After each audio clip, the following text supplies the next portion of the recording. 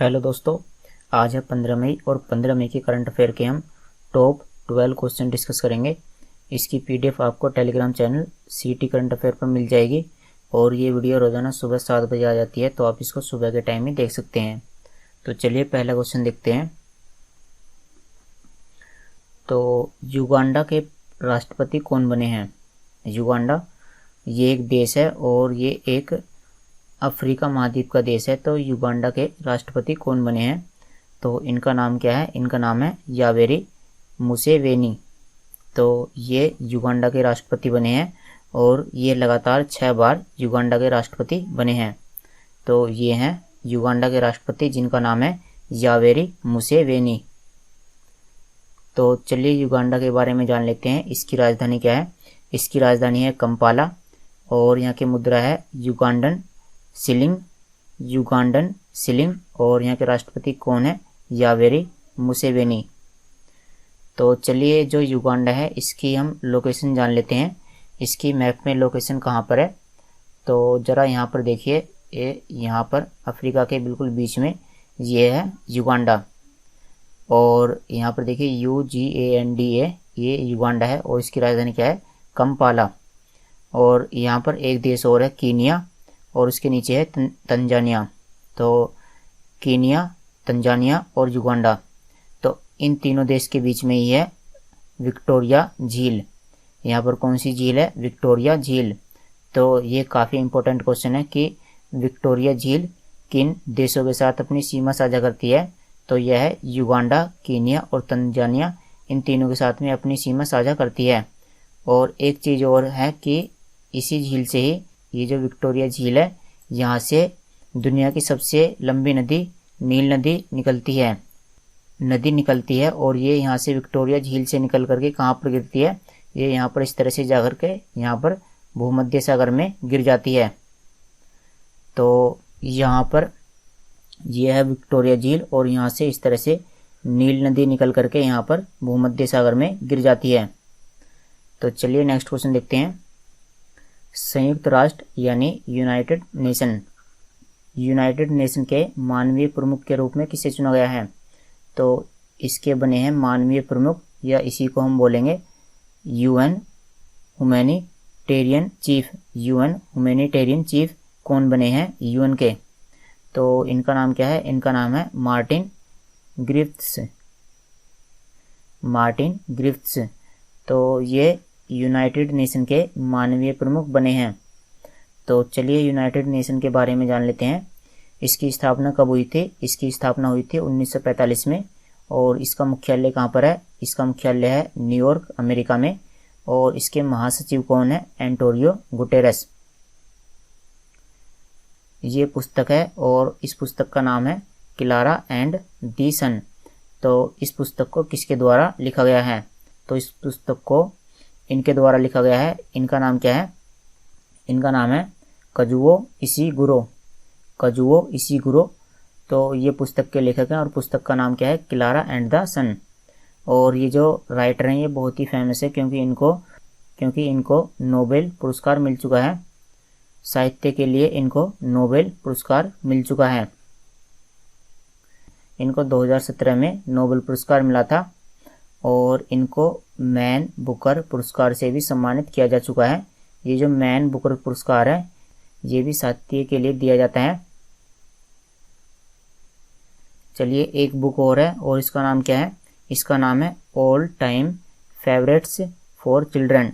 तो all time favourites for children, ये जो पुस्तक है इसके लेखक कौन है? तो इसके लेखक है रस्किन बॉन्ड। ये भारतीय लेखक हैं। चलिए अब हम राज्य की खबर जान लेते हैं। हाल ही में किस राज्य ने CGT का वेब पोर्टल लॉन्च किया है? तो ये जो वेब पोर्टल है इसका मतलब क्या होता है? इसका मतलब होता है वेबसाइट।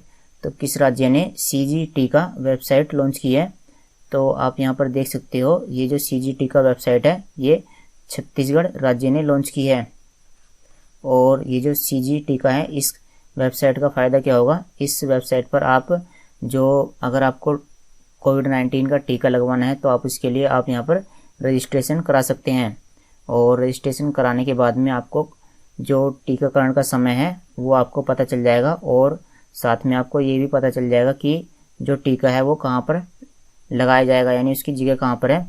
तो इसके बारे में भी आप यहाँ से जानकारी ले सकते हैं। तो CG टीका वेब पोर्टल किस राज्य ने शुरू किया है? यह छत्तीसगढ़ राज्य ने शुरू किया है। चलिए छत्तीसगढ़ के बारे में जान लेते हैं। तो मैप में यहाँ पर ये है छत्तीसगढ़, और इसकी राजधानी क्या है? रायपुर। यहाँ के मुख्यमंत्री हैं भूपेश बघेल, और यहाँ के राज्यपाल हैं अनुसुईया उड़के। यह 7 राज्यों के साथ में अपनी सीमा साझा करता है।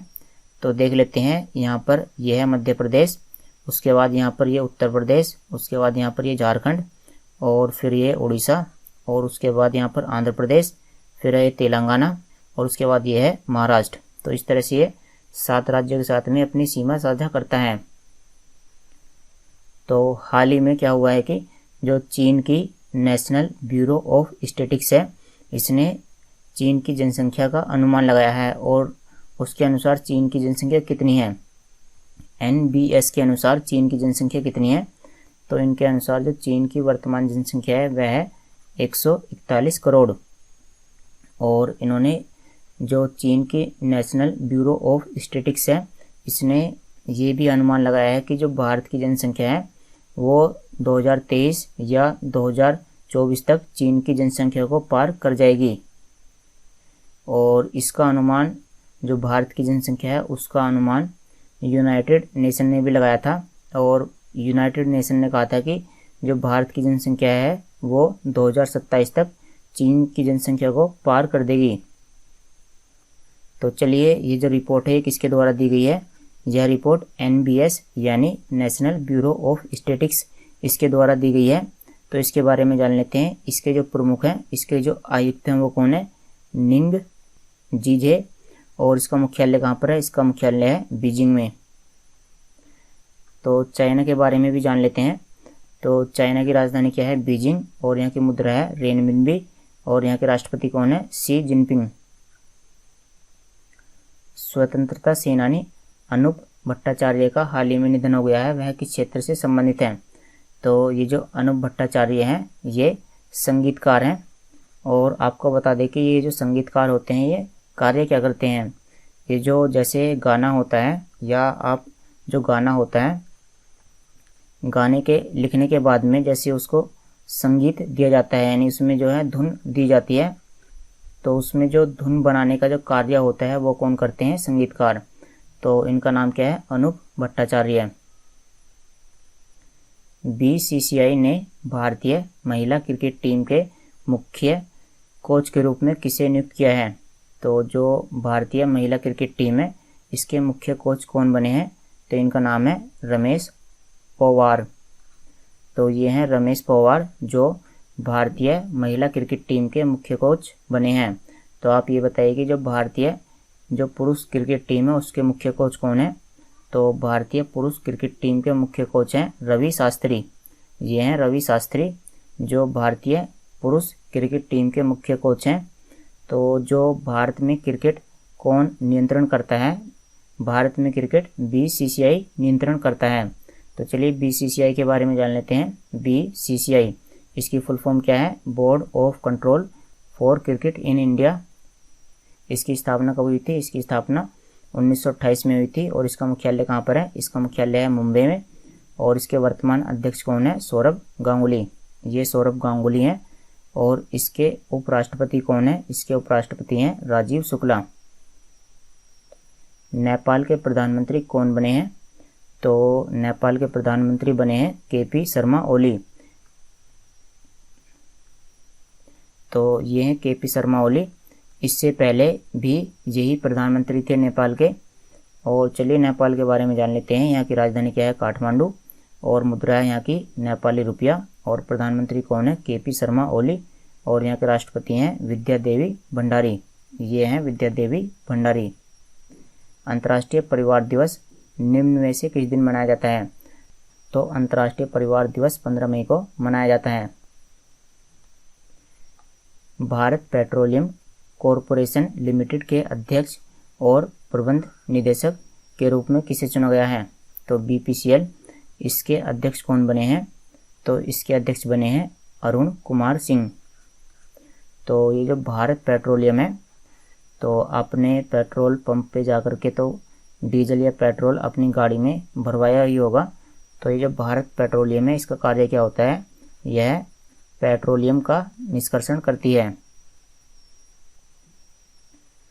संयुक्त राष्ट्र यानी यूनाइटेड नेशंस ने वित्त वर्ष 2022 के लिए भारत की जीडीपी दर का अनुमान कितने % लगाया है। तो 2022 के लिए भारत की जीडीपी दर कितनी होगी, इसका अनुमान संयुक्त राष्ट्र ने कितने % लगाया है। तो इसका अनुमान संयुक्त राष्ट्र ने लगाया है 10.1%। तो इसके बारे में तो हम जान ही चुके हैं। इसका मुख्यालय कहाँ पर है, इसका मुख्यालय है न्यूयॉर्क में, न्यूयॉर्क अमेरिका। और इसके जो प्रमुख हैं वो कौन है, एंटोनियो गुटेरस।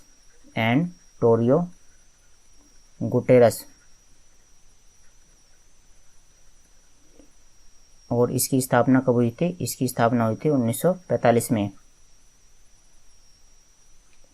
तो चलिए दोस्तों, आज की वीडियो में इतना ही। इसकी PDF आपको Telegram channel CT current affair पर मिल जाएगी। Thanks for watching the video. कल मिलते हैं आपसे।